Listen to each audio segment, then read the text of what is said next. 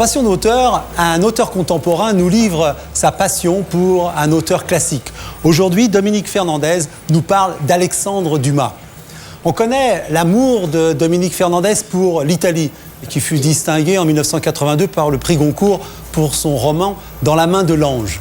Mais on connaît moins sa passion pour Alexandre Dumas. Pourtant, il en a témoigné déjà en 1999 avec son ouvrage « Les 12 muses d'Alexandre Dumas ». Aujourd'hui, encore avec Jérémie. Jérémie, paru chez Grasset, un roman dans lequel son héros part à la recherche des racines haïtiennes d'Alexandre Dumas. Eh oui, un des plus grands auteurs de la littérature française avait une grand-mère esclave et noire.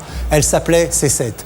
Est-ce que ces origines, cette différence qui a rendu Alexandre Dumas si sensible aux injustices du monde et qui a rendu Dominique Fernandez si sensible à Alexandre Dumas?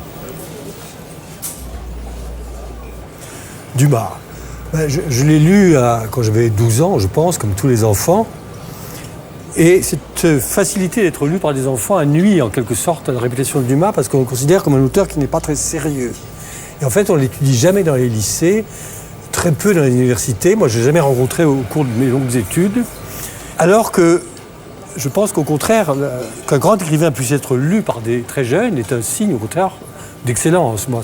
C'est un des aspects du génie de Dumas, c'est cette immédiateté de lecture. On n'a pas besoin d'être calé, d'être féru en littérature, d'être cultivé, d'être lettré.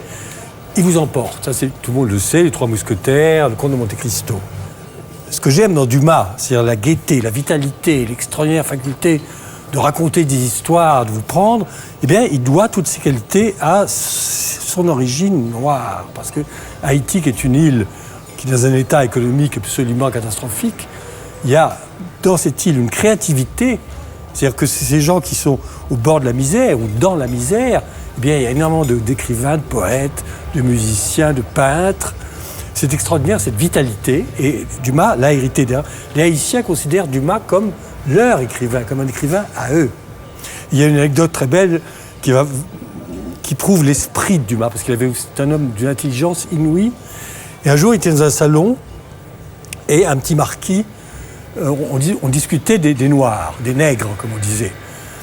Et un petit marquis se tourne vers Dumas, qui avait un physique très, très marqué, les cheveux crépus, les lèvres épaisses, et lui dit « Ah, monsieur Dumas, vous devez vous y connaître sur cette question. » Alors il dit « Oui, en effet, monsieur le marquis.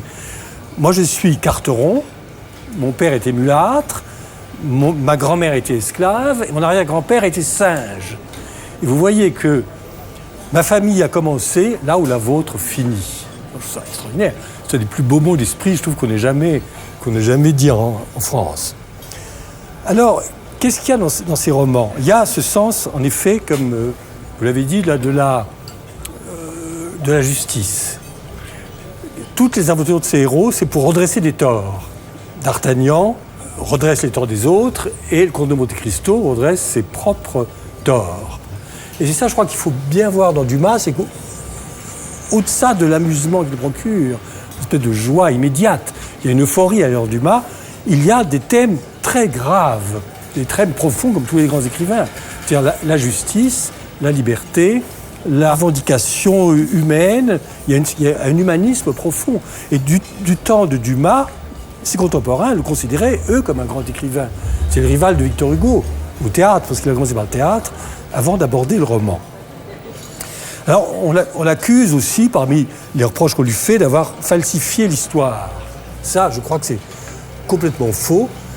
D'abord parce qu'il se documentait, il raconte que quand il écrivait un roman, avant de l'écrire, il allait séjourner sur place. Mais d'autre part, Dumas, par l'imagination, a reconstitué, je crois, la vérité beaucoup plus que ce qu'on lit dans les livres d'histoire. D'ailleurs, le fait que les livres d'histoire nous ennuient plutôt, parce que là, on a des dates, on a des faits très précis, très secs, tandis que dans Dumas, on a la vie même du passé.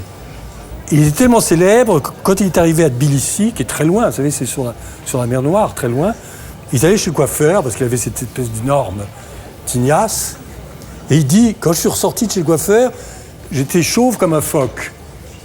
Alors, ça l'a un peu intrigué, et il interroge le coiffeur, qui lui dit, mais oui, maître, parce que il y a beaucoup de dames de la société qui veulent avoir de vos mèches par le coiffeur, avec tout coupé pour vendre ces mèches. Et sans doute actuellement à Tbilissi, il y a des mèches de Dumas, sans doute conservées, vous savez, dans des petits médaillons comme. Alors Dumas, je crois que c'est le meilleur remède contre la dépression. Voilà, au lieu de prendre des pilules ou aller chez le psychanalyste, il n'y a qu'à ouvrir n'importe quel roman de Dumas et tout de suite on est requinqué, on est regonflé d'optimisme et de gaieté. Ça me paraît aujourd'hui une très belle conclusion et un joli conseil en tout cas.